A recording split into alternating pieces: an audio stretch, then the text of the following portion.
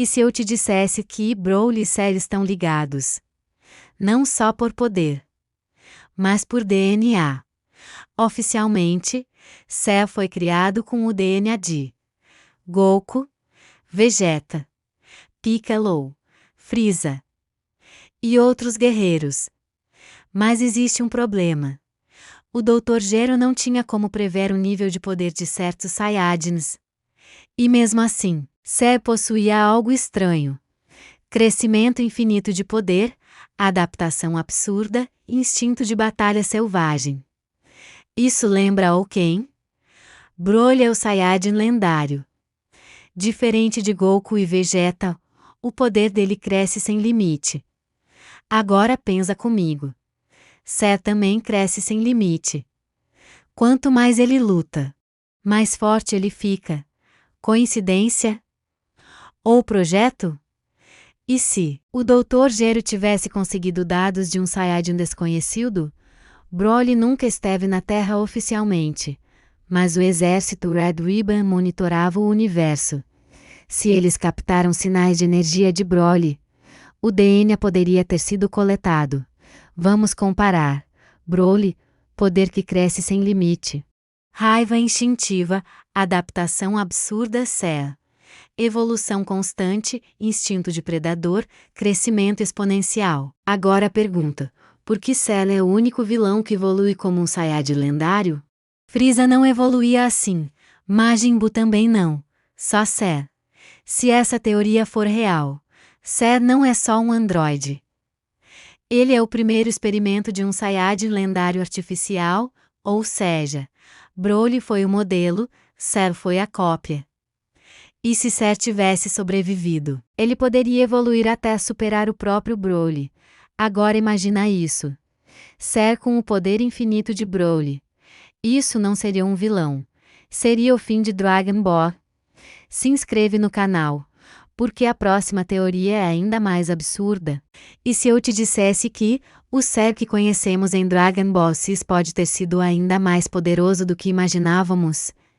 Que escondido em seu DNA, além das células dos guerreiros Cis e de Frieza, existia o potencial de um poder lendário, um poder que só vimos em sua plenitude muito tempo depois.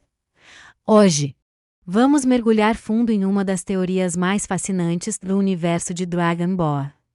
A teoria de que Cell possui o DNA do Saiyajin lendário, Broly. A ideia pode parecer louca à primeira vista. Afinal, Broly só apareceu em filmes que por muito tempo não fizeram parte da história principal.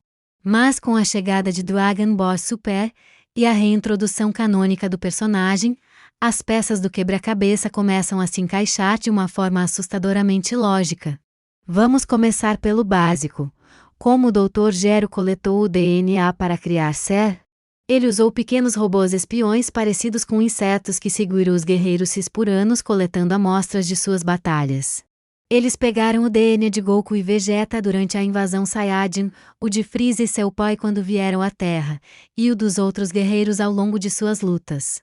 A questão é: qual era o alcance desses robôs? A Força Red Ribbon, antes de ser desmantelada por Goku, era uma organização com recursos quase ilimitados e uma ambição global. Seu herdeiro, o Dr. Gero, continuou esse legado com uma tecnologia ainda mais avançada. É difícil acreditar que sua capacidade de vigilância se limitava apenas ao planeta Terra. Uma organização com a capacidade de criar androides que superam um Super Saiyajin certamente teria a tecnologia para monitorar eventos de grande importância no espaço, especialmente aqueles envolvendo Saiyajins, a raça que ele tanto estudava.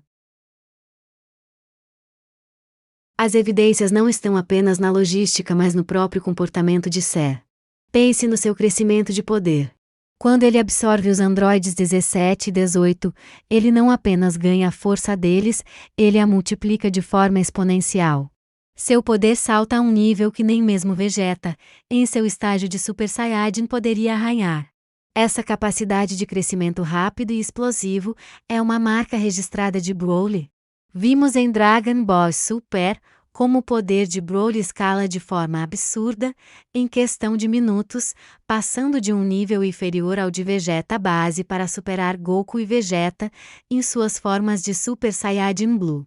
É um crescimento adaptativo quase sem limites. Cell exibe uma versão mais contida, porém semelhante desse traço. E tem mais. A transformação de Cell em sua forma super perfeita. Depois de se autodestruir e se regenerar, ele volta muito mais forte com uma aura de raios idêntica à de um Super Saiyajin 2. Ele atribui isso às células Saiyajins que o tornam mais forte após se recuperar de um ferimento grave, o Zankai. Mas o salto foi gigantesco, muito maior do que qualquer Zankai que já vimos. Gohan precisou de um gatilho emocional extremo para alcançar o Super Saiyajin 2. Cell simplesmente alcançou.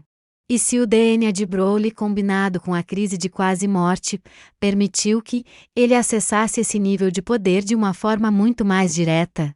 O poder lendário, mesmo que latente, teria fornecido o catalisador para esse salto quântico de força. Vamos analisar também a arrogância e a obsessão por poder de Cell. Claro, ele tem as células de Vegeta e Frieza, dois dos personagens mais arrogantes da série. Mas a personalidade de Cell também tem um componente de pura selvageria e um prazer sádico na destruição, algo que vai além da simples tirania de Frieza ou do orgulho de Vegeta. É uma sede de batalha incontrolável, uma necessidade de provar que ele é o ser mais forte do universo. Isso ecoa perfeitamente a fúria descontrolada e a obsessão de Broly por Kakaroto, uma força da natureza focada em um único objetivo: a destruição. Cell canaliza essa energia de forma mais inteligente e estratégica, mas a essência primal está lá, escondida sob sua fachada eloquente. Outro ponto interessante é a aura de Cell. Em sua forma perfeita, sua aura verde tem uma semelhança visual notável com a aura do Super Saiyajin lendário de Broly. Claro, as cores no universo Dragon Ball podem variar, mas a consistência visual entre a manifestação de poder de Cell e a de Broly é, no mínimo, uma coincidência intrigante. Poderia ser uma dica visual deixada pelos criadores, um sinal de que a conexão entre eles é mais profunda do que parece? Imagine as implicações se essa teoria for verdadeira. O Cell que enfrentamos será apenas a ponta do iceberg. Se ele tivesse tido mais tempo, ou se tivesse sido pressionado ainda mais, ele poderia ter desbloqueado um poder ainda maior, talvez uma forma própria de Super Saiyajin lendário. Sua capacidade de regeneração, combinada com o crescimento de poder ilimitado de Broly e a inteligência estratégica de Piccolo e Goku, o tornaria uma ameaça verdadeiramente imbatível. Gohan precisou de cada grama de seu poder oculto para derrotá-lo. Se Cell tivesse apenas mais um fragmento do potencial de Broly, a história poderia ter terminado de forma muito diferente. A criação de Cell foi a obra-prima da engenharia genética do Dr. Gero. Ele não queria apenas um guerreiro forte, ele queria a perfeição.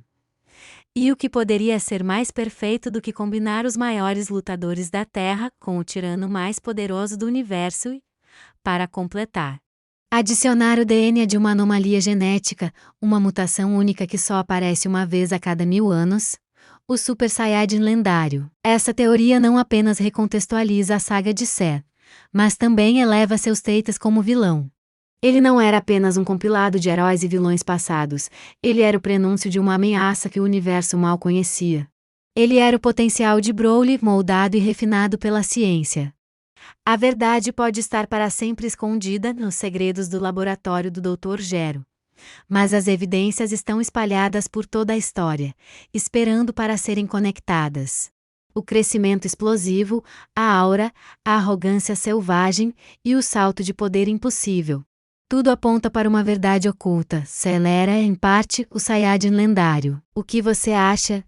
Será que o bio-androide perfeito carregava dentro de si o poder do demônio Saiyajin?